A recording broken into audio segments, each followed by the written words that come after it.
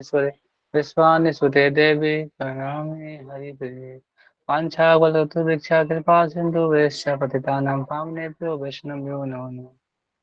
जय श्री कृष्ण चैतन्य प्रभु नित्यानंद श्री अद्वैत शिव श्री गौर भक्तवृंद। हरे कृष्ण कृष्ण कृष्ण हरे हरे, हरे राम राम राम हरे हरे। तो हरे कृष्ण, फिर से स्वागत है आपको भगवद गीता यूट्यूब चैनल।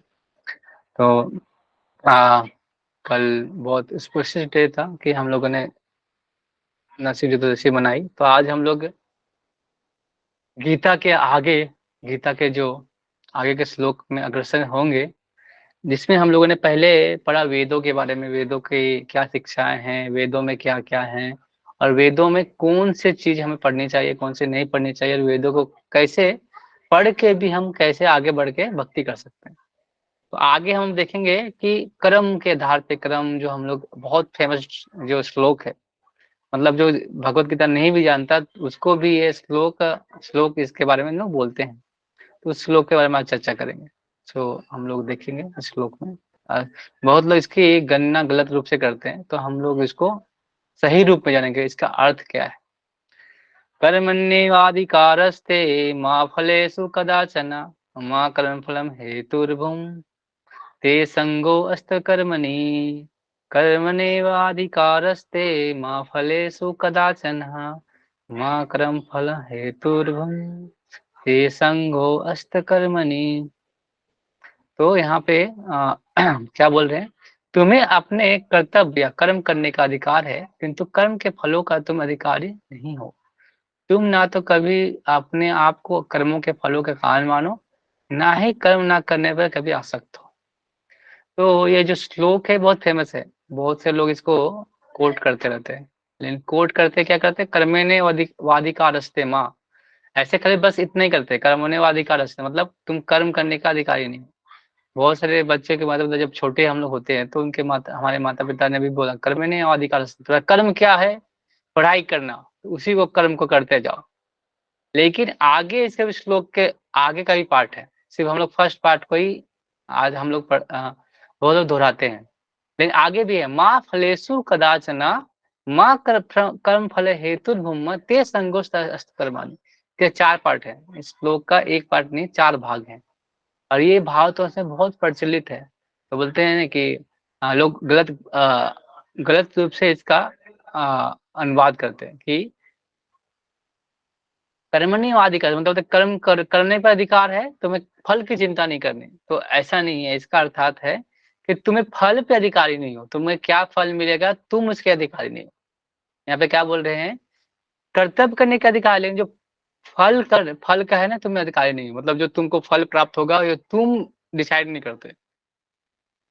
ऐसा नहीं कि सिर्फ आप इस जो कर्म हम लोग अभी कर रहे हैं वही डिसाइड कर रहा है आपका फल। जैसे बहुत से लोग बहुत अच्छा कर्म कर रहे हैं अभी, लेकिन उसका फल आपको इसके अनुसार नहीं मिलता है, तो आप क्या बोलेंगे, नहीं मैं तो अच्छा कर्म किया, मैंने अच्छे से सब कुछ किया। अगर एग्जाम में हम लोग अच्छी पढ़ाई करते हैं, मार्क्स अच्छे नहीं आते उस प्रकार से, तो हम लोग सोचते हैं कि हम लोग अच्छे से पढ़ाई नहीं किया, मैंने अच्छे से पढ़ाई किया फिर भी मार्क्स नहीं आ रहे। तो ऐसा नहीं है, क्योंकि जो हम अभी कर्म भुगत रहे हैं ना, कि तो पिछले जन्म का भी जो कर्म का फल है ना, वो उसको भुगत भी रहे प्रारब्ध के रूप में। तो वो भी फैक्टर काम करता है, एक एक फैक्टर नहीं है कि आपका जो कर्म का फल प्राप्त हो रहा है तो उसके अनुसार। जैसे बहुत लोग देखते हैं कि बहुत थोड़ा सा कर्म करते हैं, वो एक्सपेक्टेड नहीं रहता है कि हमको ये सब मिलेगा, उनको मिल जाता है। तो वो कोई बहुत कम मार्क्स है उसको भी नौकरी मिल गया, जो बहुत अच्छा मार्क्स उसको नौकरी नहीं मिला उस समय, लेकिन वो फैक्टर हो सकता है पिछले जन्म का है। जैसे इस जन्म में हम लोग जो भी हम लोग का जो शरीर प्राप्त हुआ है, जो हमारा घर प्राप्त हुआ, तो हमारे पिछले कर्मों का जो फल है प्रारब्ध है उसके अनुसार है। जैसे श्लोक के 4 भाग ऐसे हैं, श्लोक का 4 स्थितियां हैं, किसके अनुसार, अपने गुणों के अनुसार कर्म करते। तो गुण कौन से होते हैं, जैसे 3 गुण हम लोग पढ़ते हैं ना, चतुर्मय गुना सृष्टि, मतलब चतुर्मय गुना सृष्टि मतलब क्या होता है ना, कि चतुर्मय मतलब ना 4 गुणों से हम लोग जो सृष्टि जो गुणों से होते हैं। तो गुण कर्म विभाग ऐसा बोलते हैं ना, चतुर्मय गुना सृष्टि गुण कर्म विभाग ऐसा, मतलब 4 गुणों में 4 भागों में विभाजित है। जैसे ब्राह्मण क्षत्रिय वैश्य शूद्र, जैसे हम एक लॉजिक के साथ समझेंगे कि अगर कोई झाड़ू लगाना है, ठीक है, तो कोई बुद्धिमान व्यक्ति को हम झाड़ू देंगे झाड़ू लगाने का, तो क्या सोचेगा, वो झाड़ू लगाते लगते सोच लेगा कि धीरे-धीरे क्या-क्या उस हो सकता है कि कुछ अपनी बुद्धिमानिता लगा के उस एसोसिएशन में बड़ा पोस्ट पे पहुँच जाए। कुछ क्षत्रिय होगा तो अगर उसको झाड़ू लगाने देंगे तो क्षत्रिय का गुण है उसके अंदर, तो देखेगा उस झाड़ू से कोई कोई अच्छा खराब काम करेगा या बुरा काम करेगा तो उसको उसको ठीक करने का प्रयास करेगा। और जब कोई वैश्य रहेगा तो वो देखेगा कि झाड़ू लगाने से जो कचरा हमको मिल रहा है उसको कैसे बेचेंगे, क्या प्राप्त होगा, उस पैसे से कैसे हम उसको कैसे प्राप्त कर सकते हैं। और जैसे शूद्र है तो क्या करेगा, झाड़ू को अपने सेवा के अनुसार वो सेवा करेगा। ये गुण के अनुसार भी बाँटा गया है। तो हम गुण के अनुसार हम देख रहे हैं क्या उसके ड्यूटी जो कैसे कर रहे हैं। लेकिन कर्म के अनुसार कर्म में भी हमको 3 भाग में कर्म को बाँटा गया है। क्या-क्या है? कर्म, स्वधर्म, विकर्म और कर्म। तो कर्म जो है स्वधर्म जो हम लोग क्या बोलते हैं प्रिस्क्राइब ड्यूटी जो हम लोग पढ़े थे कर्तव्य हमारा। तो हमारा कर्तव्य है कि हम कैसे उस कर्म को प्रिस्क्राइब किया जाता है। ऐसा है कि ऐसा कर्म नहीं जैसे कि हम जॉब जाते हैं, कंप्यूटर में काम करते हैं, पढ़ते हैं तो वो कर्म करते हैं, ऐसा नहीं। जो भगवान के अनुसार हमको जो कर्म डिसाइडेड है उसको बोलते हैं प्रिस्क्राइब ड्यूटी जो कर्तव्य है। तो ब्राह्मण का कर्तव्य क्या है? क्या करना है? शास्त्र पढ़ना, शास्त्र का अध्ययन करना, शास्त्र को बाँटना, शास्त्र के बारे में बताना। और क्षत्रिय का क्या काम है? कि धर्म की रक्षा करना और ऐसे कार्य है। फिर वैश्य का प्रिस्क्राइब ड्यूटी है कि वो खेती करना, व्यापार करना और जो सबको भरण पोषण करने का काम करना। शूद्र का काम करना तीनों जो वर्ण है उसकी सेवा करने का काम। तो ये 3 कर्म है जो कर्म, विकर्म और अकर्म। तो तीनों में जो सबसे विकर्म क्या है? गुण के जो हमारा गुण है ना सब विपरीत कर्म करना, विकर्म करना। और अकर्म मतलब कोई कर्म ना करने की इच्छा मतलब निष्काम निष्काम मतलब निष्क्रिय कर्म, निष्काम कर्म अलग है, निष्क्रिय कर्म करना मतलब कोई कर्म करने की इच्छा नहीं होना। अगर आपको मतलब अपने जो मनुष्य जीवन है उसका भी जो नित्य कर्म है वो भी करने के लिए वो नहीं होना।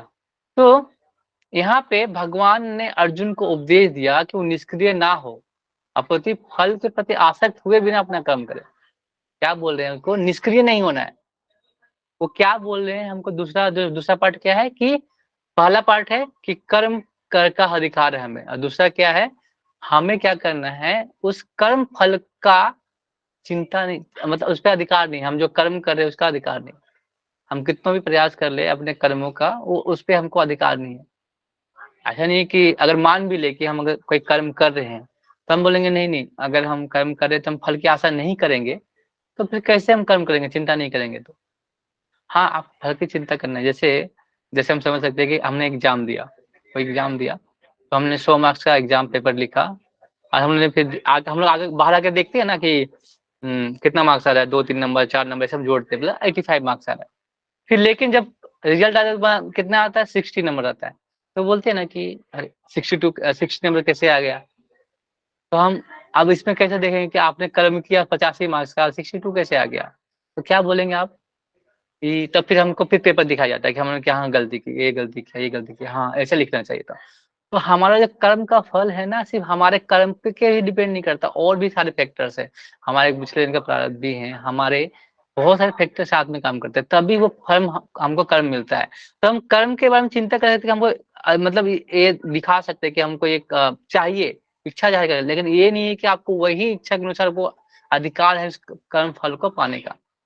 उसमें आपका आपका क्या बोलते हैं उसको? क्या बोलते हैं? आप अधिकार नहीं मतलब आप उसमें कुछ कर नहीं सकते। वो आपके कर्म के अनुसार आपको आपको मिल जाएगा और उसके फैक्टर्स के अनुसार आपको वो कर्म का फल मिल जाएगा। तो हम बोलेंगे नहीं-नहीं हम तो अपने जीवन में अभी कितने अच्छे से हम क्या कर रहे हैं सेवा कर रहे हैं, अच्छे से सब लेकिन हमको प्राप्त नहीं हो रहा है, हम क्या करें?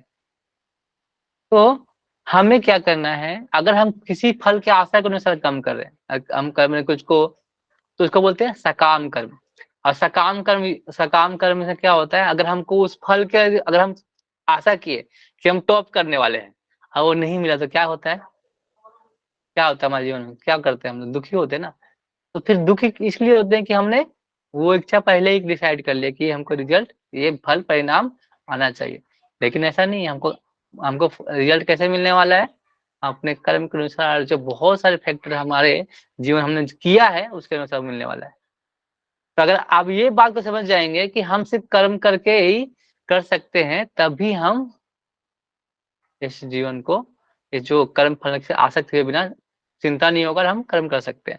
और तीसरा फैक्टर क्या है? जो तीसरा है कि तुम्हें ना तो कभी अपने अपने आप को अपने कर्मों का फल का कारण मानो। अरे ये भी है कि जैसे हमको रिजल्ट आता है तो हम लोग क्या सोचते हैं कि मैंने ही अच्छे से कर्म नहीं किए, ये कर्म का फल हमको नहीं मिला अच्छे से, तो ये भी नहीं मानना है। अपने आप को हमको कर्म का फल का भी आसक्त नहीं होना है। उसको कर्म फल का भी ये नहीं मानना है। जैसे कि एक बार क्या हुआ था, प्रभुपाद का एक स्टोरी है प्रभुपाद के। हमें क्या मिलने वाला है हम ये डिसाइड नहीं करते, हमें भगवान ने हमारा अरेंजमेंट किया है, हमें उसके अनुसार वो मिल जाता है। तो ऐसा नहीं है कि हमको फिर बोलेंगे नहीं नहीं हमें तो फिर कर्म नहीं करना चाहिए। तो उसका आंसर ऐसे है, जैसे एक बार क्या होता है, प्रभुपाद बुक डिस्ट्रीब्यूशन करते थे और वो फ्लाइट से वगैरह से ट्रेवल करते थे। तो एक एयर होस्टेस थी उस समय, तो उस समय उन्होंने एक बुक दिया था उनको, एयर होस्टेस, तो दे दिया। फिर वो प्रभुपाद उसे सब मतलब दिया, उसके बाद सब बोल गए मतलब उनको दे दिया। उसके कुछ नहीं, एक बुक मिला था एयर होस्टेस को, वो प्रभुपाद के ही कोई एक लोग थे, उन्होंने दिया था। तो उसके 10 साल क्या होता है कि एक बार सबका संकीर्तन बस पार्टी होता है। तो उस जा रहे होते हैं एक जगह पे, बहुत सारे मतलब सब कुछ बुक वगैरह का और सारे रहता है। तो एक जगह पे जाके जाके गाड़ी पंचर हो जाता है। वहां पे जहाँ पंचर होता है वहीं पे बगल में क्या होता है, घर होता है। और कहीं घर वहां पे घर नहीं होता है। तो वहां जाके तो पंचर होता है, वहां पे जो घर में जाते हैं, जैसे ही वो एंट्री करते हैं देखते हैं कि वहां पे पहले से वो जो माताजी है, वो पहले वो फ़ोटो लगा हुआ है भगवान कृष्ण का, वो भगवान के बहुत सारे प्रभुपाद के बहुत सारे बुक हैं, वो जप कर रही है, सारा सब कुछ आरती लगा। उन्होंने कभी आया नहीं था ना कभी प्रचार किया ऐसा, उनको ऐसा लेके उनको लगा कि यार ये ऐसा कैसे हो गया कि मैंने तो यहाँ पे कभी ये प्रचार नहीं, कैसे हो गया? तो वो बताती है कि मैं एक बार मैं पहले एयर होस्टेस थी, तो मैंने जब रिटायर किया तो मैं यहाँ पे रह रही हूँ। तो मुझे वो जो बुक मिला था, मुझे वो वहाँ पे मिला था और उसी का बुक का मैंने शिक्षाएँ पढ़ के मैंने उसको फ़ॉलो करना शुरू किया अपने जीवन में और धीरे-धीरे उसको मैंने अपने जीवन में उतारा। तो वहाँ पे एक जो उसी में से कोई एक होते हैं जो बुजुर्ग, जो उस समय उन्होंने गीता दिया था जिसने मतलब बुक दिया था। तो वो आते हैं कि नहीं मैंने ही आपको ये दिया था। तो अब हम देखेंगे कैसे कि हमारे कर्म कैसे पिछले बहुत पहले के हैं, लेकिन अभी उसको ऐसा मिल रहा है। तो हम उसके कारण है ही नहीं, भगवान ने हमारा ऐसा अरेंजमेंट कर चुके हैं। जैसे होता है कि अगर हम निरासक्त भाव से कोई कर्म करेंगे, फल की चिंता बिना किए अगर हम करेंगे, तो कभी भी हम लोग दुखी नहीं होंगे। सबसे बड़ा बात है कि भगवान जो भी करते हैं, अगर हम ये मान लें कि भगवान जो भी आपके जीवन में कर रहे हैं, वो अच्छा कर रहे हैं, तो हमारे जीवन में कभी वो दुःख नहीं होगा। जैसे इंग्लिश में कहावत है, do you are the best, leave the rest. मतलब अगर अपना वो आपने बेस्ट दे दिया, तो जो बाकी है उसको छोड़ दे। तो हमें क्या करना है कि अपने इच्छा के जो अपने कर्म का जो है ना, वो कर्म को करते जाना है। उसको बिना फल की आसक्ति के होना पड़ा। और ऐसा नहीं कि आपको अगर उस कर्म का फल नहीं मिला, अगर बुरा मिला अच्छा, तो ये नहीं कि आप ही उसके कारण हैं, और बहुत सारे कारण हैं जो उस कर्म उसको नहीं मिला, और वो चीज़ नहीं मिला आपको। और ऐसा नहीं है कि आपको आगे नहीं मिलने वाला। जैसे बहुत से लोग जैसे होता है ना कि बहुत से तैयारी करते हैं लोग, आईएएस का, आईपीएस का, तो लोग क्या क्या प्रयास करते हैं, 1 अटेम्प्ट, 2 अटेम्प्ट, 3 अटेम्प्ट, 4 अटेम्प्ट, फिर 5वाँ अटेम्प्ट, 4 अटेम्प्ट में ये मान लो 5वाँ अटेम्प्ट में निकल गया उनका। लेकिन अगर कोई और वो 1 अटेम्प्ट किया, 2 अटेम्प्ट किया, बोला उसके बाद बोला कि नहीं हम उसके आगे नहीं करेंगे। तो फिर उसको जो फल मिलने वाला है चौथा अटेम्प्ट, अगर उसका लिखा हुआ है कि चौथा अटेम्प्ट में उसका उसको उसको मिलने वाला है, वो चौथा अटेम्प्ट करेगा ही नहीं, तो उसको कैसे प्राप्त होगा जीवन में जो चीज़ मिलने वाला है? तो हमें ये नहीं करना है कि अगर भगवान ने बोला है कि कर्म के जो फल की चिंता मत करो, तो हमने कर्म करना ही छोड़ देना है। प्रयत्न करते रहना है, प्रयत्न करते रहना है, ट्राई, ट्राई, ट्राई, हमेशा ट्राई करते रहना है। ऐसा जैसे अगर अगर आपके जीवन में कुछ गलत भी हो रहा है, तो आगे आपको पता चलेगा नहीं, ये उस समय ऐसा हुआ था इसीलिए मैं ऐसा मुझे ऐसा मिलने वाला था इसीलिए वो होना ज़रूरी था। जैसे कि हम मान लीजिए जब भक्ति में नहीं आया तो मैंने जब इंजीनियरिंग कंप्लीट सब कुछ कंप्लीट किया, फिर मैंने एग्ज़ाम दिया, बहुत सारे एग्ज़ाम में मेरा 1 मार्क 2 मार्क्स रह जाता था। तो मैंने सोचा यार मैं इतना पढ़ रहा हूँ, इतने सारे चीज़ कर रहा हूँ, लेकिन मुझे कुछ नहीं मिल रहा है।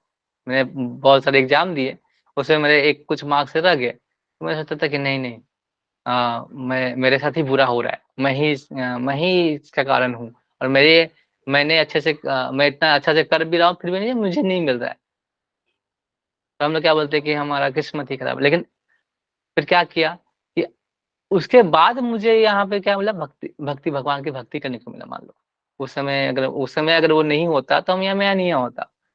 मैं गुरुकुल में नहीं होता ना भगवान की सेवा कर पाता। तो भगवान क्या करते हैं हमें कहाँ पे लेके जा रहे हैं वो भगवान को ही पता है। बस हमें क्या करना है कर्म करना है, अपने कर्म करना है। प्रयत्न करना ट्राई करना नहीं छोड़ना है। तो अगर ये सारा चीज़ को हम लोग अगर ये सारा चीज़ अगर हम बार-बार प्रयत्न करते रहेंगे तो हमको भगवान जो देना चाहते हैं उसको फल देंगे। जैसे हम एक स्टोरी से बताते हैं कि हम कोई अब इनके साथ मेरे साथ बुरा क्यों हो रहा है? बुरा क्यों हो रहा है और बुरा क्यों होने वाला है ना? तो बुरा क्यों होने वाला है? हमारे साथ बुरा क्यों हो रहा है अभी? जैसे अब देखिए होगा गाँव में एक होता है बैरल टाइप का, उसमें चावल डालते हैं चावल डालते हैं 2010 का मैंने चावल डाला, फिर 2011 का 12 का ऐसे करके 2018, 19, 20 का ऐसा चावल डाला। तो जब हम नीचे से खोलते हैं तो कौन-सा चावल निकलेगा? 2010 का पहले, तो उसको हम लोग खाएँगे। कब खा रहे हैं? 2023 में खा रहे हैं। तो क क्यों खा रहे हैं?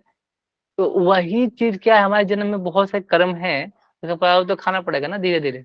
तो उसका क्या है कि दूसरे में 2010 का खाएँगे, फिर 11 का खाएँगे, फिर आपको जो अभी कर्म कर रहे हैं, अभी 2023 का जो चावल डालेंगे, 22 का चावल डालेंगे, तो वो आने में टाइम लगेगा ना उसका फल। तो उसी प्रकार हमारा भी है। तो हम जो प्रारब्ध अगर भुगतते तो हो सकता है पिछले जन्म का हम लोगों ने बहुत सारी चीज़ें की, उसका भी भुगतना पड़ रहा है। तो इसीलिए चिंता नहीं करने का। क्या करने का? प्रयत्न करने का, कर्म का। अगर इस सब चीज़ से भी छुटकारा पाना चाहते हैं तो क्या करना पड़ेगा? भक्ति। अगर हम भक्ति करेंगे और सब चीज़ को हम क्या कर लेंगे? भगवान में डाल देंगे, भगवान को सेंटर मार के सारी चीज़ करेंगे, तो ये सारी चीज़ करने की ज़रूरत ही नहीं, आवश्यकता ही नहीं है सब कुछ। ये जो हम लोग कर रहे हैं ना, कि ये इच्छा नहीं करना ये तो हम लोग क्या करते हैं, क्या करेंगे कि हम कोई भी कर्म कर रहे हैं, तो हम लोग ने पढ़ा है कि अगर भगवान को हम सेंटर रखते हैं कि भगवान हमारे केंद्र बिंदु है, कि हम भगवान के लिए सब कुछ कर रहे हैं। जैसे हम एक लॉजिक से समझ सकते हैं कि कोई अगर जॉब कर रहा है 8 घंटे, उसके बाद फिर भक्ति कर रहा है। वो फिर भक्ति भजन भी कर रहा है, सब कुछ कर रहा है। तो क्या वो 2 घंटे भक्ति भजन ही कर रहा है और फिर पूरा दिन क्या सेवा में अपने जो घर के गृहस्थ में लगा हुआ है। तो उसका और उसको हर वक़्त क्या है सिर्फ़ भगवान को केंद्र मान के भगवान के बारे में सोच-सोच के जो कर्म कर रहा है, तो वो पूरा जो जो दिन है ना, वो भगवान के चिंता में ही लगा के सब सेवा कर रहा है। तो पूरा दिन का वो काम क्या होगा भजन के रूप में गिनाया जाएगा उनका। अगर हम कोई भी कर्म कर रहे हैं, अगर हर चीज़ में हम भगवान को देख के केंद्रित बिंदु मान के हम लोग सेवा कर रहे हैं, तो वो पूरा पूरा जो जो समय है वो भगवान का केंद्रित में करें। अगर वो हम नहीं कर रहे हैं, तो फिर पूरा जो है ना कर्म फल में लगा रहे हैं। जो हम क्या है, फिर हम क्या कर रहे हैं भगवान से दूर जा रहे हैं, भगवान से भक्ति नहीं कर रहे हैं। तो बस आप क्या क्या करना है उसको सेंटर करना है, किसको? भगवान को केंद्रित करना है। किसमें? जो भी आप कर्म कर रहे हैं उसको केंद्र बिंदु कौन होने चाहिए? सिर्फ भगवान होना चाहिए। जो कर्म है ना कर्म, अकर्म, विकर्म ये करने की कोई ज़रूरत नहीं है। क्योंकि आपने सारा फल किसको समर्पित किया है? भगवान को। तो भगवान को पता है आपको क्या देना है, क्या नहीं देना है। भगवान डिसाइड करके आपको दे देंगे। जैसे हम हमारे माता-पिता हैं, तो हम सोचते हैं कि हमको ये चीज़, ये खिलौना खरीदना है, छोटे होते तो ये खिलौना खरीद लेकिन माता-पिता को पता है कि ये चीज़ इनके इसके लिए अभी ज़रूरत है कि नहीं। अगर अगर हम छोड़ देंगे कि आपको माता-पिता पे कि आपको जो अच्छा लगे वो दे तो वो माता-पिता कभी ऐसा सोचेंगे कि मेरे जो पुत्र है या पुत्री को कोई गलत चीज़ मिले। वो क्या सोचेंगे मेरे से जो बेस्ट चीज़ है उनको मिले। भगवान भी वैसे ही हैं। वो क्या चाहते हैं कि हमारे जो कर्म है ना, बहुत सारे हम लोगों ने बहुत सारे अच्छे बुरे कर्म किए हैं, तो वो चाहते हैं कि उनको फल ऐसा ना मिले, तो क्या करते हैं उसको करके हमको उससे दूर है कि हमको जो जो अभी अच्छा है कि हम और बुरा काम ना कर पाए, तो हम क्या करेंगे, हमको भगवान उस पे डालते हैं। जैसे अगर सब कुछ भगवान पे छोड़ देते हैं, अगर भगवान पे हम अपना कर्म करें और भगवान पे छोड़े, तो भगवान को हमसे अच्छा पता है कि हमको क्या चाहिए अभी। अगर हमको अगर जैसे अगर विद्यार्थी जीवन में कोई है और उस समय उनको ज्यादा पैसा मिल जाए, तो क्या होगा, बुरी संगति में फंस जाएगा। इसीलिए क्या होता है, उसको लिमिटेड पैसा दिया जाता है। अगर अगर उस समय उसको पैसा मिल गया तो क्या करेगा, वो फिर दूसरे गलत कामों में पैसा लगाएगा, तो उसके लिए खराब है। तो उसके माता पिता को क्या क्या करेंगे, उसके माता पिता हम लोग क्या कम पैसा देंगे, तो क्या होगा, कम खर्च में कैसे जीवन जी के आराम से कहीं रह सकते हैं, तो उसके बारे में सोचेगा। तो क्या होगा, वो गलत काम में नहीं फंसेगा, लिमिटेड। तो उसी प्रकार हमको अगर भगवान अगर बहुत कमी में रखे, कम दे रहे हैं, तो हमको सिखा रहे हैं या हमको बचा रहे हैं, तो भगवान से अच्छा कोई नहीं जानता। तो हमें क्या करना है, अगर पूरा जीवन अगर अगर अगर हमको अगर इस जो कर्म फल है, कर्म बंधन के अधिकार से बचना है, और आसक्त हुए बिना कोई कर्म करना है, और लास्ट में क्या करना, ना ही कर्म ना जो चौथा पार्ट क्या है, ना ही कर्म ना कर्म ना करने से भी कभी आसक्त हो मतलब कर्म करने का भी आसक्ति, मतलब कर्म कोई हम कोई कर्म कर रहे हैं, उस बंधन से मुक्त हो जाओ। जैसे कि लास्ट में भगवान बोल रहे हैं, भगवान ने अर्जुन को फल आसक्ति रहित होकर कर्म के रूप में सुयुद्ध करने की आज्ञा दी। इसका युद्ध विमुख होना आसक्ति आसक्ति का दूसरा पहलू है। ऐसे आसक्ति के कभी मुक्ति पथ की प्राप्ति नहीं हो पाती। आसक्ति चाहे स्वीकारात्मक हो या निषेधात्मक हो, यह बंधन का कारण है। अकर्म पापमय है, अतः कर्तव्य के रूप में युद्ध करना ही अर्जुन के लिए मुक्ति का एकमात्र कल्याणकारी मार्ग था। तो अर्जुन का कर्तव्य क्या था, स्वधर्म क्या था, युद्ध करना। और क्या कर रहा था, मैं ये कर्म करूंगा नहीं, कुछ भी नहीं करूंगा, जाके सन्यासी बनकर बैठूंगा और जाके भजन जप करूंगा। तो क्या कर रहा है, अकर्म कर रहा है। तो अकर्म भी क्या है, एक पापमय तरीका है, तो वो भी उसमें फंस रहा है। तो आसक्ति किसी भी प्रकार से हो, अगर हम स्वीकार भी कर रहे आसक्ति को, निषेधात्मक, तो आसक्ति दोनों तरह से क्या है, हमारे लिए एक बंधन का पात्र है। हम कभी भी बंधन से उस बंधन से जब तक नहीं निकलेंगे, तब तक हम मुक्ति के पात्र में नहीं आ सकते। और हम कभी आएंगे, जब हम भक्ति के माध्यम से इस मुक्ति के पाथ पर बढ़ेंगे, तो धीरे धीरे जो कर्म फल के जो बंधन से मुक्ति होंगे। तो कर्म कर्म करना है हमको, कर्म योग करना है, लेकिन कुछ निष्काम योग के बारे में जो हम लोग बताया जाएगा, निष्काम कर्म के बारे में, तो भगवान के लिए करना है, जिससे हमारी जो मुक्ति का रास्ता हमें मिल सके, और मुक्ति के रास्ते में हम लोग प्रशस्त होके आगे बढ़ सकते हैं। तो यही इस श्लोक का जो मुख्य तात्पर्य है कि कर्मण्येवाधिकारस्ते मा फलेषु कदाचन मा कर्म फलम हेतु ब्रह्म ते संगो अस्त्र कर्मणि। मतलब आपको कर्म करने का अधिकार है, पहला। दूसरा, कर्म के जो कर्म हम कर रहे हैं, फल में अधिकार नहीं है। हम उसके बारे में सोच सकते हैं कि हमको ऐसा मिलेगा, लेकिन हमें ये नहीं कि वही चीज मिलेगा, ये अधिकारी हम हैं, हम ये डिसाइड नहीं कर सकते। दूसरा, तुम तीसरा, तुम ना अपने कर्मों के फलों का कान मानो, और जो भी हम कर्म कर रहे हैं उसका फल भी मिल रहा है, तो ये भी मत मानो कि सिर्फ उसी का तुम ही उसी का कारण। और बिना ना कर्म ना करने पर भी कभी आसक्त ना हो, मतलब सिर्फ क्या करना है कि अकर्म अकर्म भी करने पर आसक्त ना हो, कि हम कोई भी कर्म नहीं करेंगे। कोई भी कर्म नहीं करने के लिए भी कर्म करना पड़ेगा, वो नहीं भी सोचेंगे ना कि कर्म नहीं करना, तो भी एक कर्म है। तो कभी हम लोग को उसको कभी आसक्त, मतलब उसको भी आसक्त होके हमको क्या करना है, कर्म को भी आसक्त होकर क्या करना है, कर्म करते जाना है, तभी हम मुक्ति के मार्ग में बढ़ सकते हैं। ये हमारा मेन गोल उद्देश्य होना चाहिए। जो इस श्लोक का मतलब है, ये तो अर्जुन को कृष्ण यही बता रहे हैं कि तुम शिव जी क्या करो, अपना कर्तव्य का पालन करो, और केंद्र बिंदु मानो भगवान की इच्छा है, उसका कर्म करो, और कर्म फल के बारे में तुम आसक्त होकर कर्म करो, तभी तुम इस युद्ध और इस जगत, इससे तुम निकल सकते हो। हरे कृष्ण। धन्यवाद। तो किसी का कोई सवाल, कोई कमेंट?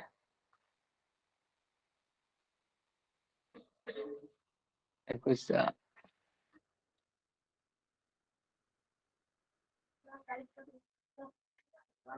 विकास प्रभु।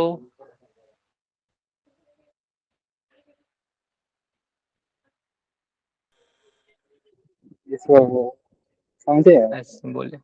हाँ समझ आया। थोड़ा सा जी ये थोड़ा टेक्निकल है, अभी आगे हम पढ़ेंगे तो हो जाएगा, लेकिन हम भी अभी हमें कर्म, अभी मेन समझना है कि हमको कर्म फल से आसक्त नहीं होना, जो हम कर्म फल प्राप्त ऐसा हो, ऐसा आसक्त नहीं होना। कैसे हमको क्या करना है, कर्म करना है बस। जी इसका बस आप इतना भी समझे, आगे हम फिर आगे जब श्लोक आएंगे तो धीरे धीरे हम समझेंगे इसके माध्यम से। जी जी। हरे कृष्ण। ओके, किसी को सवाल नहीं है? ओके। हरे कृष्णा कृष्ण कृष्ण हरे हरे, हरे राम राम राम हरे हरे। श्रीमद् भगवद गीता की जय, श्रील प्रभुपाद की जय, समेत भक्त बिंद की जय। हरे कृष्णा। बहुत बहुत धन्यवाद क्लास में आने के लिए। हरे कृष्णा।